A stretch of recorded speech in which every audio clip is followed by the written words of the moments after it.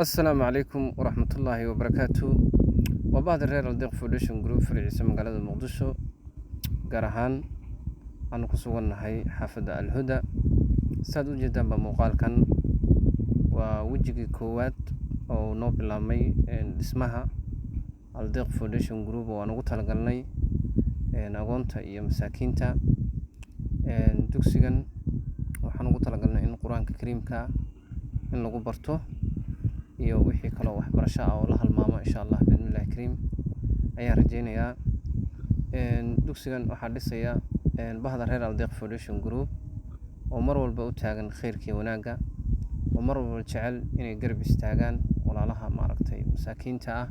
iyo kuwa aan waxba haysan iyo kuwa fursada waxbarasho aan haysan inay ka xaqtiraan walaalaha Aldeeq Foundation Group waxay go'aansadeen inay dugsiga Aldeeq Foundation Group ay maaragtay hirgeliyaan saad u wada jeedaan muuqaalka waa dhismihii oo hadda maaragtay noo bilaabmay saad u wada jeediin aad muuqaalkan u wada daawanaysaan waad arkaysaan qaabka aan marayno waxaan rajeynayaa insha Allah bismillaah kariim fari kama qodna waxaan ugu baaqayaa walaalaha ahlul khayrka ah ee bahda reer Aldeeq Foundation Group ee mar walba khayrka wanaaga u taagan ee maanta heerkan soo gaarsiiyay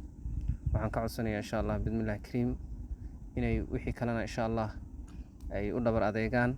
ee khayrkii wanaaga lagu kala tartamo qof walba wuxuu awoodo inuu ka soo qayb qaato qofkii waxa weeye kiishaminta gadi kara qofkii hal kaariko dhagax gadi kara qofkii waxa weeye laba kaariko qofkii saddex kaariko qof walba wuxuu awoodiisa uu gashto barigo Ilaahay subxaanahu qaadira jayskigeeda siin doona iyo abaalmarinkeeda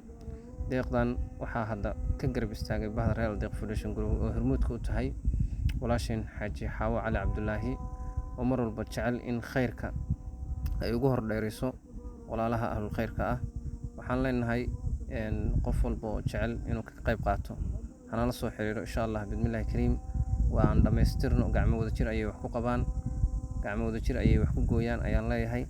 insha Allah qof walba maanta wax ku darsada barigo asna abaalmarinteeda helayaa waxaan rajeynayaa in maaragtay aad ka qayb qaadataan intaad maasha adduunka aad nooshahay